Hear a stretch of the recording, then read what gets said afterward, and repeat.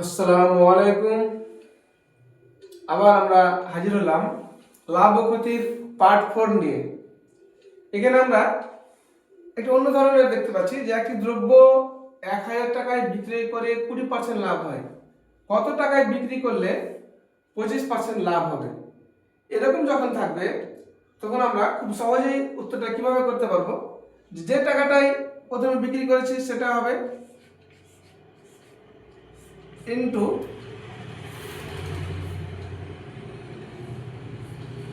100, নিচেও 100। এবার এখানে যেটা প্রথমে যেটা লাভ হচ্ছিল এই লাভটা প্লাস করে নিচে হবে, নিচে পরে যেটা লাভ করতে চাইছে সেটা উপরে হবে। এত টাকা উত্তর হয়ে যাবে, খুব সহজেই করে নিতে পারবো। প্রথমে যে টাকায় প্রথম বিক্রয় মূল্যটা লিখতে হবে, তারপরে নিচে হবে 100 প্লাস আগের লাভ, আর উপরে হবে 100 প্লাস পরে যেটা লাভ করতে চাইছে। তাহলে আমরা খুব সহজে উত্তরটা করে নিতে পারবো। তাহলে কি হচ্ছে 1000 গুণন 125/120, শূন্য শূন্য কেটে যাচ্ছে, 4 দিয়ে কাটে, 3 4 12, 4 25 100। তাহলে কত হচ্ছে 25 কে 125 দিয়ে গুণ, তো 25 কে 25 দিয়ে গুণ করলে 625, আর 100 কে 25 দিয়ে গুণ করলে 100 কে 25 দিয়ে গুণ করলে 2500, 2500 আর 625 কত হয়ে যাবে 3125। উপরে হবে 3125, নিচে হবে 3। এটাকে আমরা যদি ভাগ করে নিই,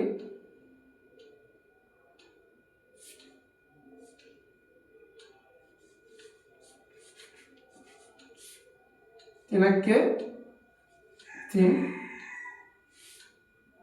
একটা সংখ্যা নেমে ভাগ গেল না, একটা শূন্য, একটা সংখ্যা নামলো, 3 4 12, আবার 5 নামলো, 3 একে 3, 2 2/3, এত টাকা।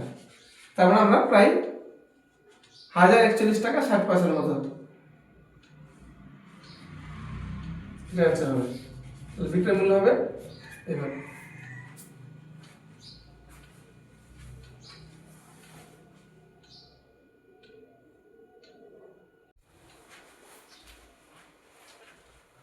পরের অঙ্কটা একই রকমই, একটু আলাদা, শুধু এখানে লাভের জায়গাতে ক্ষতি হবে। একটি দ্রব্য 1000 টাকায় বিক্রয় করে 20% লাভ হয়, কত টাকায় বিক্রি করলে 25% ক্ষতি হবে। তাই যেহেতু 25% ক্ষতি হবে বলেছে, ক্ষতির জায়গাতে এখানে তাহলে কি হয়ে যাবে, মাইনাস করে দিলে উত্তরটা হয়ে যাবে মাইনাস। তাহলে আমরা আগের মতোই করছি, 1000 গুণন 75/120, শূন্য শূন্য কেটে যাচ্ছে, 3 4 12, 4 25 100, 3 একে 3, 3 25 75। তাহলে 25 কে 25 দিয়ে গুণ করলে কত হবে 625 টাকা। উত্তর হয়ে গেল। কত সহজে পেয়ে নিচ্ছি। এরকম ধরনের অঙ্ক খুব সহজে করা যাবে।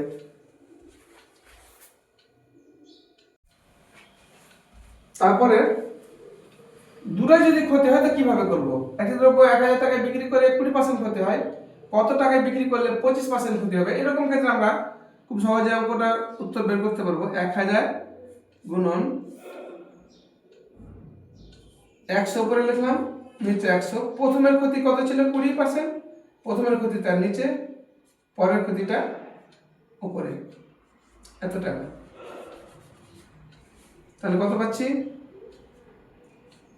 1075/80,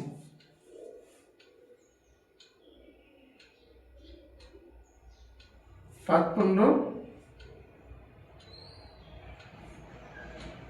75, 5 16 80, 8 দিয়ে কাটি, 16 দুনা 16 দুনা 32, 8 দিয়ে কত হলো 125।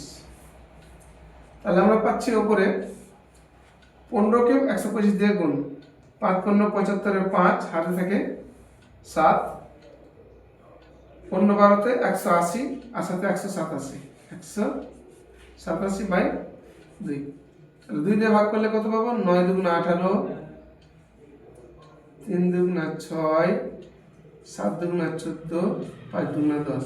দশমিক পরে এটা শূন্য নিতে পারি টাকা পয়সাতে, এত টাকা উত্তর।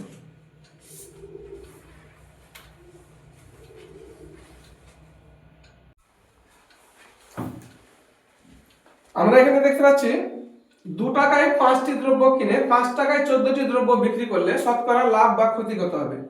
এরকম ক্ষেত্রে আমরা করব কি, প্রথমে দ্রব্য যতটি আছে এবং পরের টাকা এটা স্কয়ার করব। তাহলে 5টি দ্রব্য 5 টাকায় বিক্রি করছে পরে, তাহলে 5 স্কয়ার, আর পরে যেটা আছে এই দুটো গুণ করব।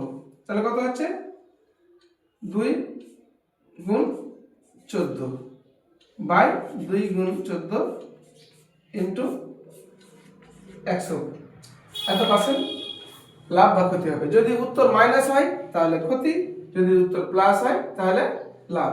আমরা এখানে দেখতে পাচ্ছি কত হচ্ছে 25 মাইনাস 28/28 ইন্টু 100%। 4 দিয়ে কাটে, 4 7 28, 4 25 100। তাহলে কত পাচ্ছি -75, -3 ইন্টু 25/7 -75/7। তাহলে উত্তর হচ্ছে -10.5/7%। তাহলে মাইনাস যেহেতু উত্তর পেলাম, এটা তাহলে কি হবে, লাভ না ক্ষতি? এর উত্তরটা হবে ক্ষতি।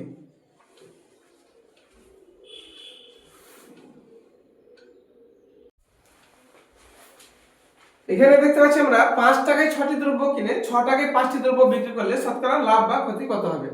এরকম ক্ষেত্রে আমরা কি করব, প্রথমে কত, কয়টি দ্রব্য 6টি, আর পরের টাকা আছে 6, তাহলে প্রথমে দ্রব্যের সঙ্গে পরের টাকা গুণ 6 স্কয়ার মাইনাস প্রথমের টাকার সঙ্গে পরের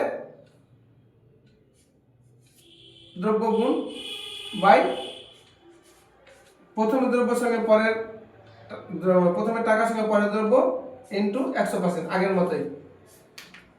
তাহলে কত পাচ্ছি আমরা, উপরে পাচ্ছি 6 6 36 মাইনাস 25/25 ইন্টু 100, 25 থেকে 25, 4 25 100। আমরা এখানে পাচ্ছি কত, 36 থেকে 15 বাদ দিলে 25 বাদ দিলে 11 ইন্টু 4, তাহলে সমান হচ্ছে 4 11 44%। খুব সহজে পেয়ে নিলাম। তাহলে উত্তর হচ্ছে কত, 44%।